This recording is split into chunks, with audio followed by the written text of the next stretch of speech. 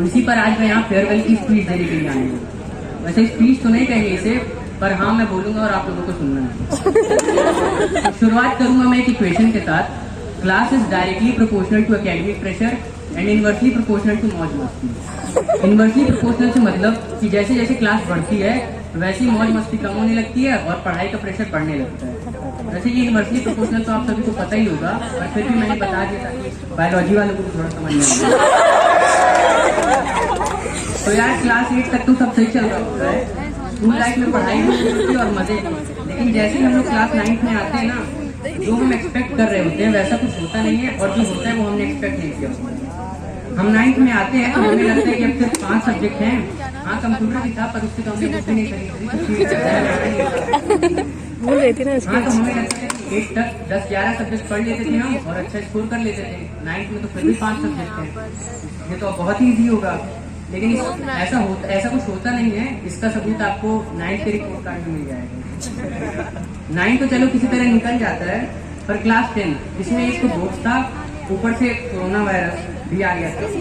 Classes online हुई लेकिन exam offline हो रहा था। पर चलो किसी तरह एग्जाम कैंसिल हो गए और हम सब बच गए। काफी लोग एग्जाम कैंसिल होने की वजह से खुश भी थे और काफी लोग दुखी भी थे। अब आता है क्लास 11।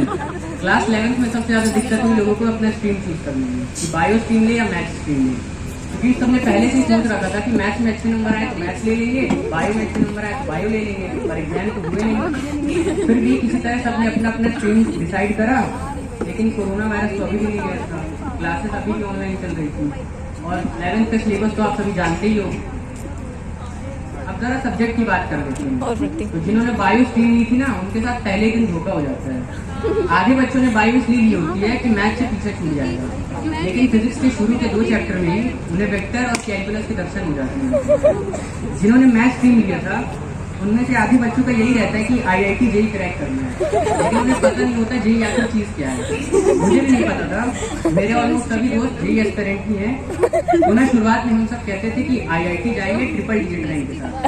फिर 11th में ऑफलाइन एग्जाम हुए, रिजल्ट आया तो हमें लगा यार NIT भी सही है 20-30। और इसी तरह हम लोग क्लास 12 के एंड स्टेज में आ गए और जैसे ही जेई का नोटिफिकेशन आया तो हमें लगा देखो यार इंजीनियरिंग थोड़ी ना सब कुछ होती है। तो मैथ्स और बायो के साथ 3 और सब्जेक्ट होते हैं जो हमको सिलेक्ट करने होते हैं, कंप्यूटर, फिजिकल एजुकेशन और हिंदी।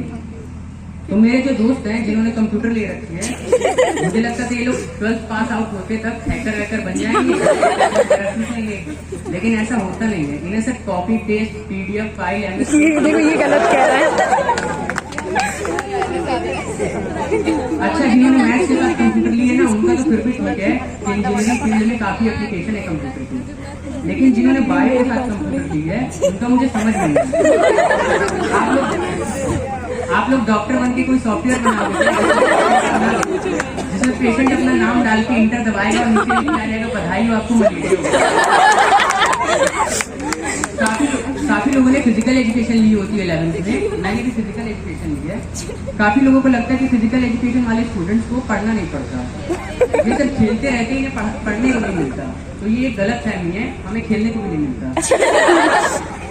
एक तो क्लास 12 की फिजिकल एजुकेशन की बुक, फिजिकल एजुकेशन छोड़ के आपको सारे सब्जेक्ट मिलेंगे। जैसे पहले चैप्टर में आपको मैथ्स की परम्यूटेशन कॉम्बिनेशन मिलेगी, 8 में है तो कैलकुलेट करो कितने मैथ्स होंगे। फिर अगले चैप्टर में आपको केमिस्ट्री का बायोमोलिक्यूल मिल जाएगा, विटामिन्स के बारे में, फैट्स के बारे में, कार्बोहाइड्रेट्स के बारे में। फिर एक चैप्टर में आपको बायोलॉजी पढ़ाई जाएगी फिजिक्स के बारे में। ये तो फिर भी ठीक है। एक बायोमैकेनिक्स नाम का चैप्टर है, उसमें आपको फिजिक्स पढ़ाई जाएगी, न्यूटन का फॉर्मूला, न्यूटन के लॉज वगैरह वगैरह। अब जिन्होंने हिंदी ली है ना उन्हें मैं बस इतना ही कहूंगा कि अपना एडमिट कार्ड संभाल के रखना, क्योंकि 4 दिन बाद आप लोगों के एग्जाम है।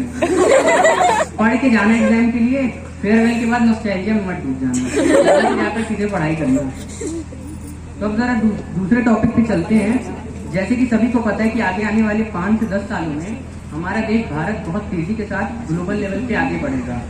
और कितना तेजी से आगे बढ़ेगा ये काफी हद तक डिपेंड करता है भारत की यंग जनरेशन पे, यानी हम लोग के एज ग्रुप के लोगों पे। तो कहने का मतलब कि जब हम स्कूल आते हैं तो हमारा एक टारगेट होता है कि लाइफ में कुछ बनना है।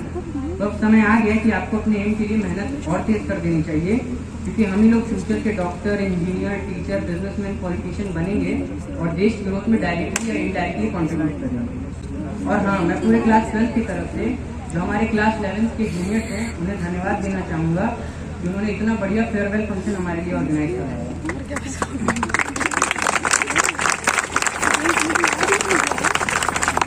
और क्योंकि आज स्कूल का आखिरी दिन है तो सबको पुरानी बातें याद आ रही होंगी कि कैसे हम एक स्कूल पे आते हैं और अनजान लोगों से मिलते हैं जो आगे चल के हमारे दोस्त बन जाते हैं और अब सब अलग अलग हो जाएंगे।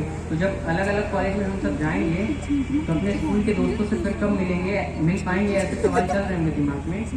तो इसी बात पर बशीर बद्री की 4 लाइनें कहकर मैं समाप्त करना चाहूँगा कि सितारों को आंखों में महफूज रखना, बड़ी दूर तक रात होगी, मुसाफिर है हम, मुसाफिर हो तुम भी, किसी मोड़ पर मुलाकात होगी।